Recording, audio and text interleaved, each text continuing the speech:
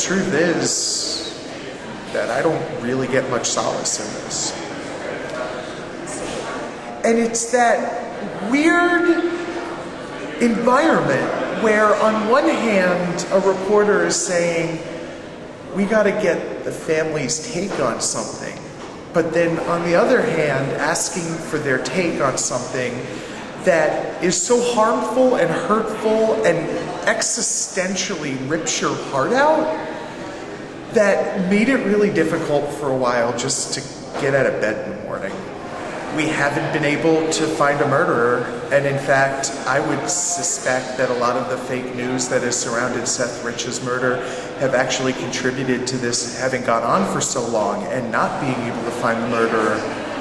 Shortly after Seth passed away, Seth's parents had reached out to some of Seth's closest friends in order to find somebody who could help them with the large amount of press interest that Seth's story had started to garner. And they were put in touch with me, and so the family brought me on to help them think through and talk to, and ultimately to make sure that things were being responded to in a quick manner on behalf of the family. There were different peaks, and actually I think that peak number one was about 1 year ago today, or 1 year ago this weekend, where there were veiled allegations made by Julian Assange that Seth Rich had something to do with WikiLeaks, which is patently false. And it was about a year ago right now that took place. And what had become, a couple of days of me putting in a little bit of time to respond and make sure that press was getting back to quickly enough, ended up becoming a much more long-term relationship that me and the family have had at this point, in which, I've kind of helped them guard Seth Rich's legacy from people who have attempted to use it for political purposes. The family hasn't been able to grieve the way that other families have been allowed to grieve. They haven't been able to strike a new normal. They've been terrorized by phone calls that come in every single day, wondering if maybe this is going to be the time that the cops are going to call and say that they found someone. But in reality, they just get another phone call from another reporter asking them to disprove something that is ultimately disprovable because it's fake and manipulated and lacking in fact.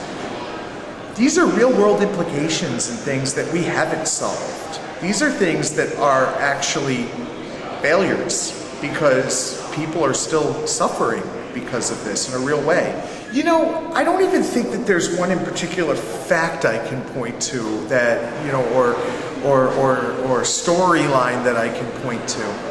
I think the thing that really, really got me the worst was just how much, until things were proven the way that they were proven to be just so outlandishly unproven, that it was the continuous times we would get phone calls from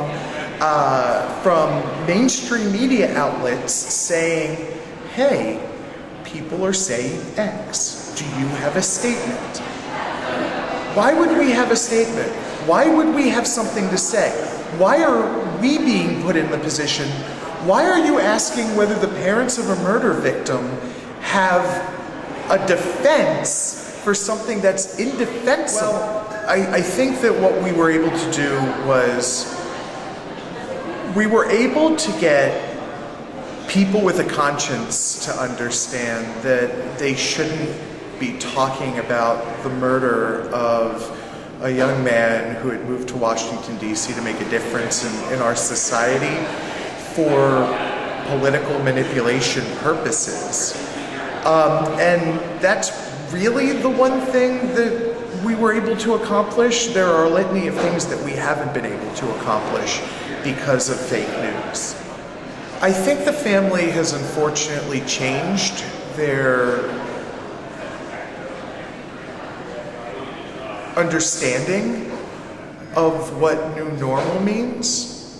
I think that they sadly have changed their understanding of what grieving now means, and that having been deprived for the last year the ability to go through the normal process the way that others have the opportunity to go through that process, that they have probably been irreparably and emotionally harmed for life. And so while I think they take solace in some things that have happened and, maybe feel a little bit more like at ease because they don't feel like they're under assault every day the way that they used to feel that they were under assault, I'm personally very worried that nothing will ever be the same for them again. And I mean, nothing will ever be the same for them ever again because, they lost a loved one.